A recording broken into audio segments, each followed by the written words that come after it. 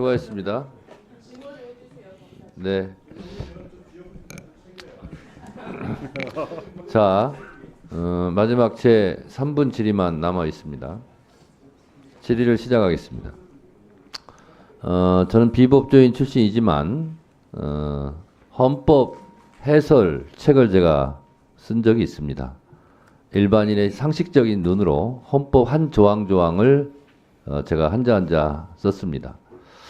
이창수 검사장님, 헌법 130개 조항 중 저는 개인적으로 12조 신체의 자유, 압수수색, 체포, 구금에 대한 조항을 우리 검사들이 제일 숙지해야 될 조항이 아닌가 그렇게 생각합니다. 헌법임에도 불구하고 7항까지 있어요. 자, 그런 면에서 봤을 때 인신의 구속은 대단히 신중해야 된다. 이건 동의하시죠? 동의합니다. 네. 압수수색 사전심의제에 대해서 어떻게 생각하십니까? 짧게 답변하세요. 찬성, 반대. 예, 어떤 우려가 있는 때문에 나온 건지는 알지만 실무상으로는 네. 반대할 수밖에 없는 상황입니다. 알겠습니다. 그럴 줄 알았어요. 수사의 밀행성 때문에 그렇죠? 그렇습니다. 네? 그렇고 수사의 신속성에서 그래 상당히 신속성과 밀행성 이런 것 때문 아니겠습니까? 자, 그런 면에서 제가 살펴보겠습니다. 특수활동비는 그 밀행성, 뭐 신속성과도 연관이 있겠죠. 그러면 특활비는 수사를 하라고 주는 돈입니다. 국민 세금입니다. 자, 그런데 그 은밀하게 해야 될 특활비, 수사가 주유소, 대형 마트, 할인점 이런 데 가서 특활비가 쓰여지면 그건 특활비가 아니죠. 수사를 그런 데 가서 하는 게 아니기 때문에. 우리 서울 고검장께서도 부산지방검찰청 동부지청장 시절에 보니까 매달 53만 원씩 썼어요. 그러면 수사를 53만 원치씩 매달 하는 건 아니잖아요.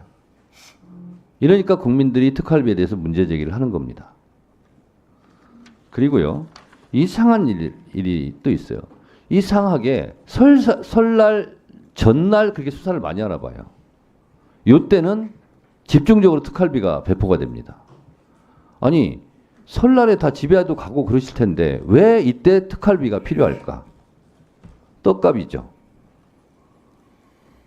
그리고 뭐 지자체 이런 데서 보도블록 깔는다고 비판을 많이 합니다.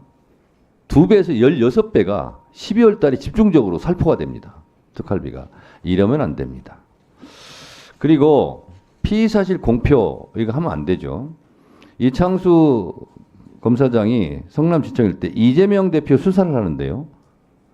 제목 조선일보 이재명 진술서 6장 낸 뒤 더 묻지 마라. 법조계 진술 거부. 이게 저녁 시간 7시 16분에 기사가 납니다. 검사가 알려주지 않으면 어떻게 이런 기사를 조선일보에 쓸 수 있을까요? 이창수 검사장, 본인이 성남지청장 때 있었던 일입니다. 네. 왜 이런 기사가 나죠? 제가 정확한 경위는 잘 모르겠는데 저희가 일부러 뭐 저런 내용을 언론에 내고 그러지는 않습니다. 텔레파시입니까? 기자가 아니면 신의 능력으로 조사실을 다 보고 있습니까? 이렇게 하지 마세요. 할 말 없을 겁니다. 이재명 대표가 성남지청의 조사실에서 있는 거예요. 7시 16분에 이 기사를 써요. 그러면 7시 정도에 이런 내용을 검사로부터 제보를 받았다는 얘기예요. 피의사실 공표죠. 피의사실 공표 5년 이하의 자격정지, 3년 이하의 징역입니다. 검사도 잘못하면 수사받고 기소되고 재판받고 벌받아야죠. 이거 징역 3년이에요. 앞으로 검찰에서 이런 짓 하지 마시기 바랍니다. 그리고 특활비는 수사에만 쓰기 바랍니다. 주유소에서 대형 마트에서 이런 데 쓰지 마세요. 떡값으로 쓰지 마시고. 이번에 특활비는 수사에 쓰고 있다라는 걸 입증한 것만 저희가 예산을 통과시킬 생각입니다. 그거는 미리미리 대비하시기 바랍니다. 이상입니다. 위원장님, 제가 아까 그 저에 관련된 부분이 나와서 짧게 좀 한 말씀 올려도 되겠습니까? 한 말씀 하세요. 네. 그 제가 뭐 매달 제출됐다고 아까 뭐 50몇만 원 말씀하신 부분은 제가 지금 정확히 어떤 내용인지까지는 기억이 나지 않습니다. 하지만 항시적으로 그 소요가 되는 부분 중에서 최소한의 부분을 매달 집행하는 부분이 있어서 아마 그렇게 지출이 되지 않았나 싶습니다. 자, 여기 사례는 아닌데요. 네네. 공기청정비, 뭐, 그 월세, 뭐 이런 걸로 내고 그래요. 그런 거는 특활비를 하지 마시라고. 네, 이런 거는 일- 예산으로 하시라고요. 일부 잘못 집행된 청에서는 그 교육이나 환수 같은 조치를 했고 앞으로 그런 일이 없도록 철저히 관리할 예정인 것으로 알고 있습니다. 앞으로 그러지 말라고 얘기하는 거예요. 네네. 네. 그리고 그 아까 연말에 집행된 부분도 이게 무슨 떡값이나 이렇게 지출된 건 없고 그리고 정해진 삼겹살 이런 거 농도대로 사 먹지 지출한 마시고요. 겁니다. 네. 자, 그 정도 하시고요. 오늘 국정감사와 관련하여 저를 비롯하여 박균택, 조배숙, 서영교, 김승원, 송석준 위원님께서 서면 질의를 하셨습니다. 서면 질의에 대한 답변서는 일주일 이내에 우리 위원회와 해당 위원에게 제출해 주시기 바랍니다. 서면 질의와 답변서의 내용은 오늘 국정감사 회의록에 게재토록 하겠습니다. 오늘 서울고등검찰청 등 11개 검찰청에 대한 국정감사에서 위원님들께서 주로 다음과 같은 사안에 대해 질의와 지적을 하셨습니다. 먼저 어제 서울중앙지검의 김건희 여사 주가 조작 혐의 불기소 결정과 관련하여 많은 의원들의 질의와 질타, 지적이 있었습니다.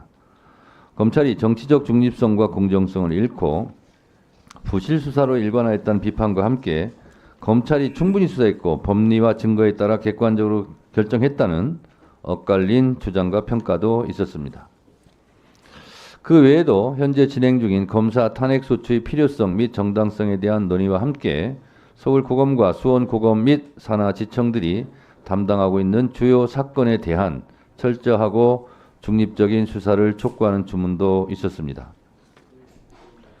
한편 피해자 의사와 상관없는 소위 기습공탁에 대한 법원과의 협의 및 대책 마련 필요성, 소년 범죄에 대한 선도 조건부 기소유예 제도 활성화를 위해 범죄예방위원회 전문성 제고 필요성 및 인권 친화적 수사 관행 정착 필요성 등 형사사법 정책 개선을 위한 지적과 당부도 있었습니다.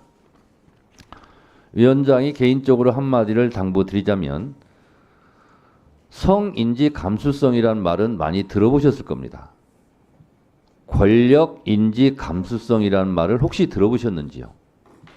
권력 인지 감수성이라면 권력을 갖고 있는 권력 기관에서는 내가 아무리 겸손하려고 노력해도 상대방은 그 겸손을 오히려 더 권력자의 모습으로 본다는 겁니다.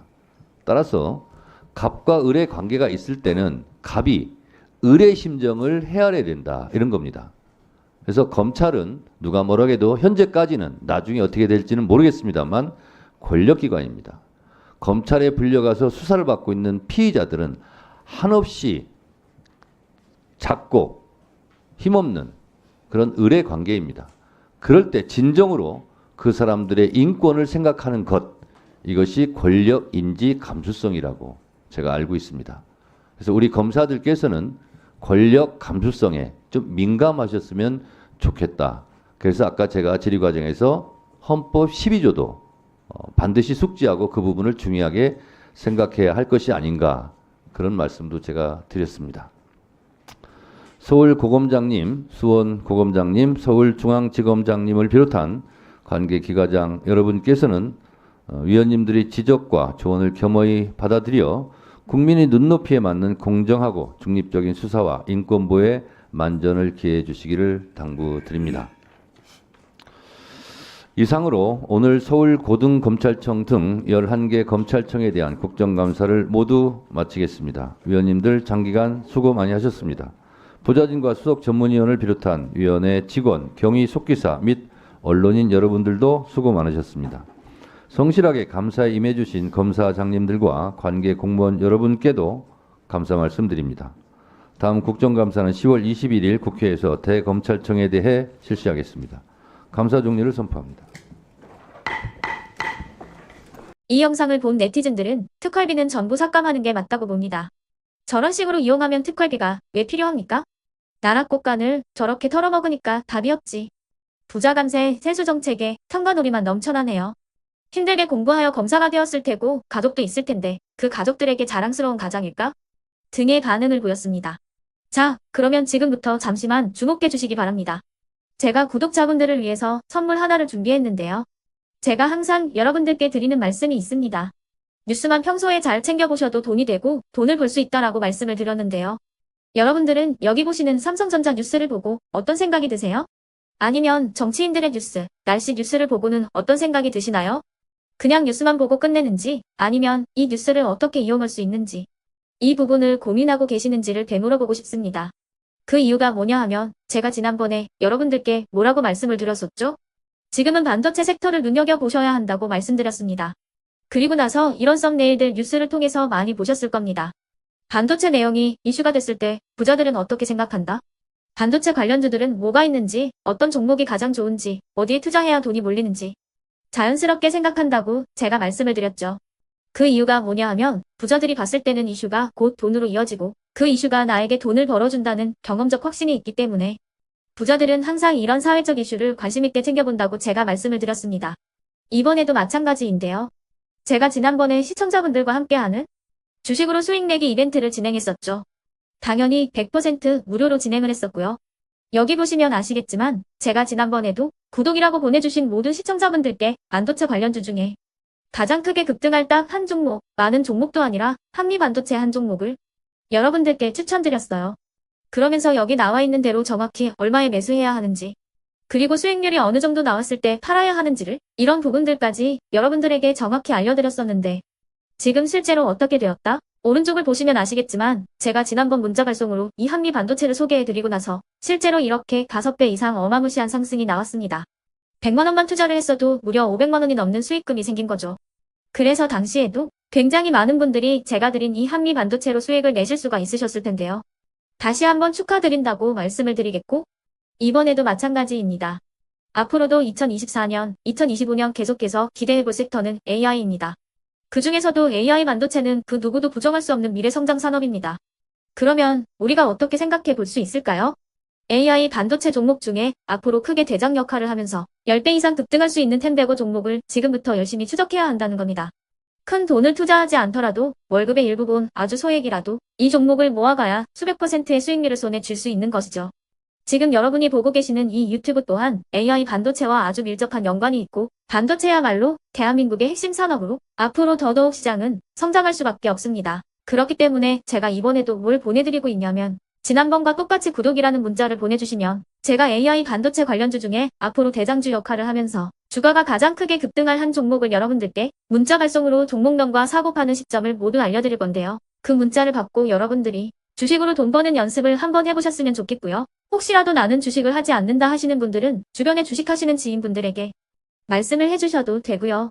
아니면 연세가 있으셔서 투자가 어렵다 하시는 분들은 이 종목을 자녀분들에게 한번 사봐라. 이걸로 한번 수익을 내봐라. 이렇게 조언을 해주실 수도 있는 거겠죠.